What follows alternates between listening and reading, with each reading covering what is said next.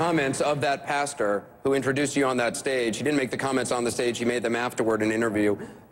Will you repudiate those comments? Well, our faith, I can no more remove my faith than I can that I'm the son of a tenant farmer. I mean, the issue is, are we going to be individuals who stand by our faith?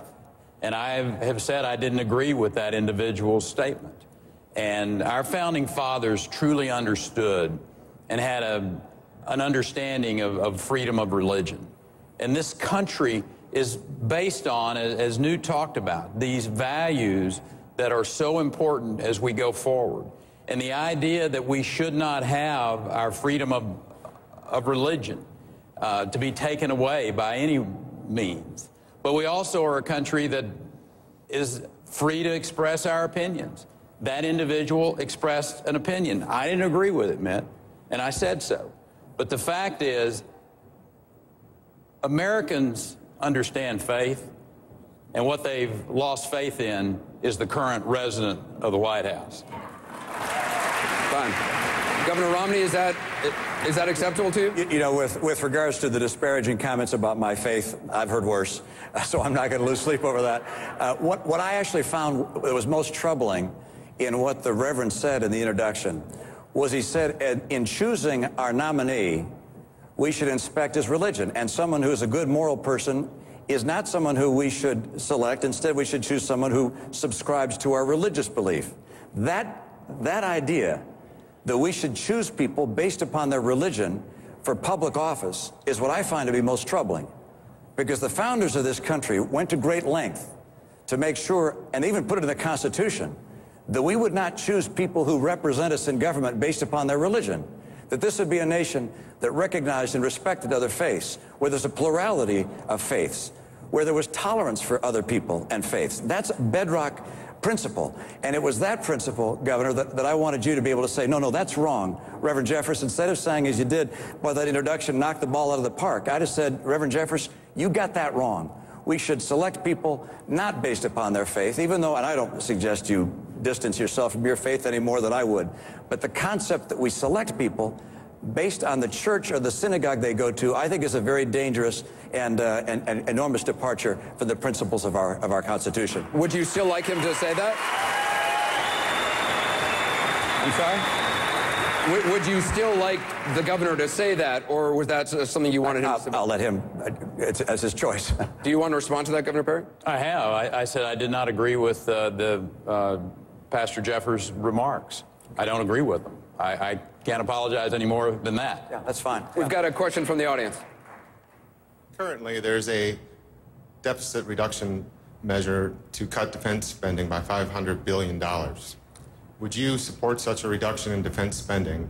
And if elected president, how will you provide a strong national defense? Congresswoman Bachmann, should defense be cut? Well, $500 billion is the amount that the questioner had mentioned. And don't forget, this was a historic week when it came to American foreign policy. We saw potentially an international assassination attempt from Iran on American soil.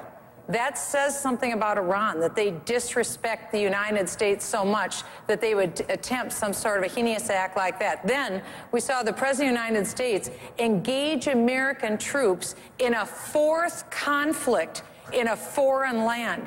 This is historic. Then on Sunday, we heard the reports that now that in Iraq, that the 5,000 troops that were going to be left there won't even be granted immunity by Iraq. This is how disrespected the United States is in the world today, and it's because of President Obama's failed policies. He's taken his eyes off the #1 issue in the world. That's an Iran obtaining a nuclear weapon. That makes all of us much danger, and the President of Iran is a genocidal maniac. We need to stand up against Iran, and as President of the United States, we will be respected again in the world. The question, though, was about budget cuts, and is everything on the table in terms of cutting the budget? Absolutely everything in the... So defense spending would be on the table, should be. Defense spending is on the table, but again, Anderson, now with the president, he put us in Libya. He is now putting us in Africa. We already were stretched too thin, and he put our special operations forces in Africa. I want to make sure it's on the table. It's on the table, but we cannot cut it by $500 billion. We can't do that to our brave men and women who are on the ground fighting for us. I mean, if you want to understand how totally broken Washington is, look at this entire model of a super committee, which has now got a magic number to achieve, and if it doesn't achieve the magic number, then we'll all have to shoot ourselves in the head. So when they come back with a really dumb idea to merely cut off our right leg, we'll all be grateful that they're only semi-stupid instead of being totally stupid. Now, the idea that you have a bunch of historically illiterate politicians who have no sophistication about national security trying to make a numerical decision about the size of the defense budget tells you everything you need to know about the bankruptcy of the current elite in this country in both parties. The fact is, we ought to first figure out what threatens us. We ought to figure out what strategies will respond to that. We should figure out what structures we need for those strategies. We should then cost them. I helped found the Military Reform Caucus. I'm a hawk, but I'm a cheap hawk. But the fact is, to say I'm going to put the security of the United States up against some arbitrary budget number is suicidally stupid. Congressman Paul, you've proposed...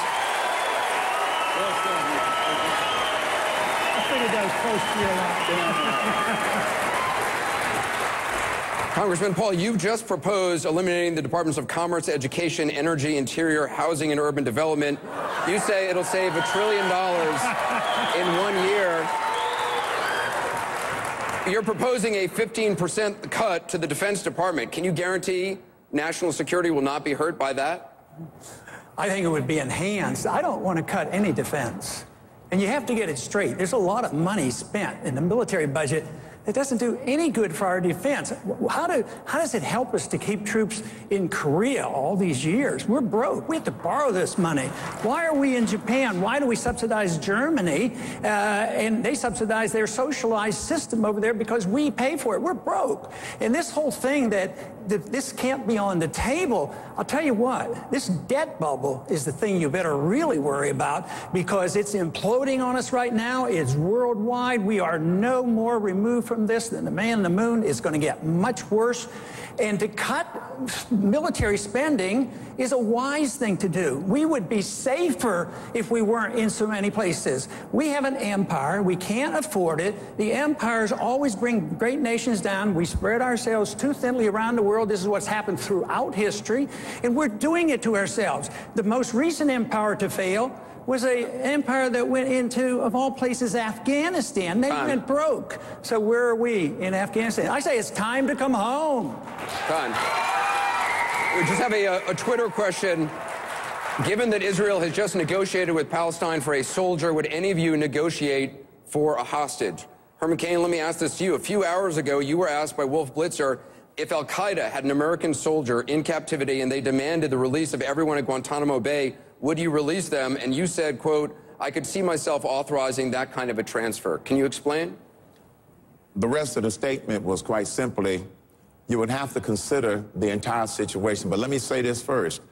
I would have a policy that we do not negotiate with terrorists. We have to lay that principle down first. Now, then you have to look at each individual situation and consider all the facts. The point that I made about this particular situation is that I'm sure Prime Minister Benjamin Netanyahu had to consider a lot of things before he made that. So on the surface, I don't think we can say he did the right thing or not. A responsible decision maker would have considered everything. But you're saying you could, I mean, in your words, you said that I could see myself authorizing that kind of a transfer. Isn't that negotiating with, in this case, al-Qaeda? I don't recall him saying that it was al-Qaeda related.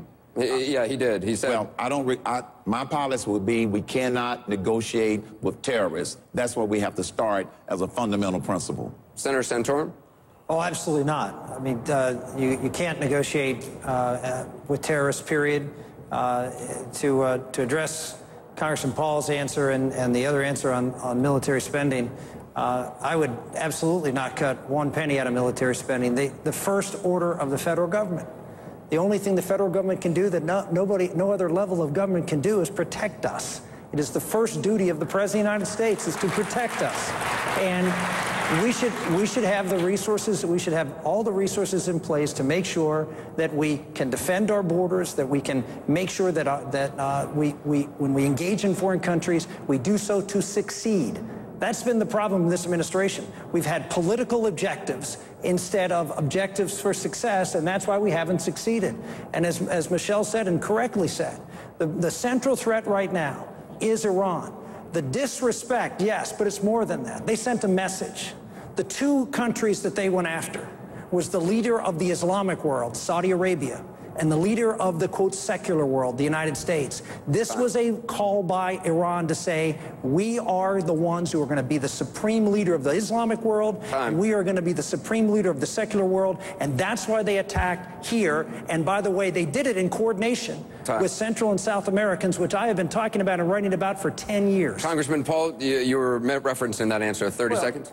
I think we're on economic suicide if we're not even willing to look at some of these overseas expenditures, 150 bases, 900 bases, 150 different countries. We have enough weapons to blow up the world about 20, 25 times. We have more weapons than all the other countries put together, essentially. And we want to spend more and more, and you can't cut a penny? I mean, this is why we're at an impasse. I want to hear somebody up here willing to cut something real. This budget is in bad shape, and the financial calamity is going to be much worse than anybody ever invading this country. Which country? Are they going to invade this country? They can't even shoot a missile at us. We have a question in the hall that gets to your question. The question in the hall on foreign aid. Yes, ma'am.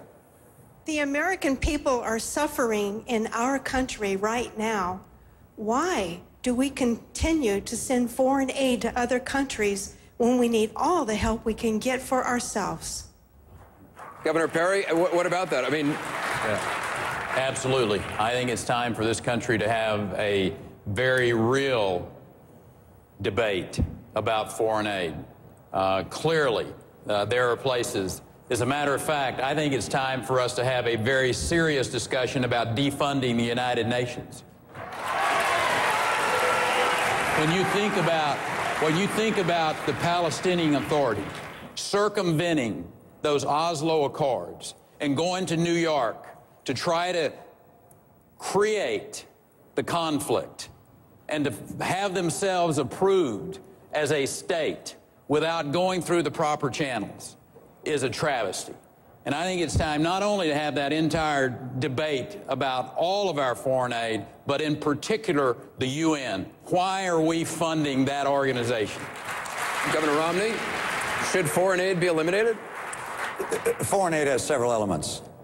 One of those elements is defense, is to make sure that we are able to have the defense resources we want in certain places of the world. That probably ought to fall under the Department of Defense budget rather than a foreign aid budget. Part of it is humanitarian aid around the world. I happen to think it doesn't make a lot of sense for us to borrow money from the Chinese to go give to another country for humanitarian aid. We ought to get the Chinese to take care of the people that are taking that borrowed money today. And finally, there's a portion of our foreign aid that allows us to carry out our activities in the world, such as what's happening in Pakistan, where we're supplying our troops in Afghanistan through Pakistan. But let me tell you, we're spending more on foreign aid than we ought to be spending. And Congressman Paul asked, is there a place we can cut the budget? Let me tell you where we cut the budget. Discretionary accounts we bring back to 2008 level. We get rid of Obamacare. Number 3, we take Medicaid, turn it back to the states, grow it at only 1% to 2% per year. Number 4, we cut federal employment by at least 10% through attrition. And finally, we say to federal employees, you're not going to make more money than the people in the private sector who are paying for you. We link their compensation. Time. Congressman Paul. On foreign aid, that should be the easiest thing to cut. It's not authorized in the Constitution that we can take money from you and give it to particular countries around the world. To me, foreign aid is taking money from poor people in this country and giving it to rich people in poor countries, and it becomes weapons of war, essentially. No matter how well motivated it is. Congressman Paul, would you cut aid to Israel? I would cut all foreign aid. I would treat everybody equally and fairly. And I don't think aid to Israel actually helps them. I think it teaches them to be dependent. We're on a bankruptcy course, and look at what's the result of all that foreign aid we gave to Egypt. I mean, their dictator that we pumped up, we spent all these billions of dollars, and now there's a more hostile regime in Egypt, and that's what's happening all around Israel. That foreign aid makes Israel dependent on us. It softens them for their own economy, and they should have their sovereignty back. They should be able to deal with their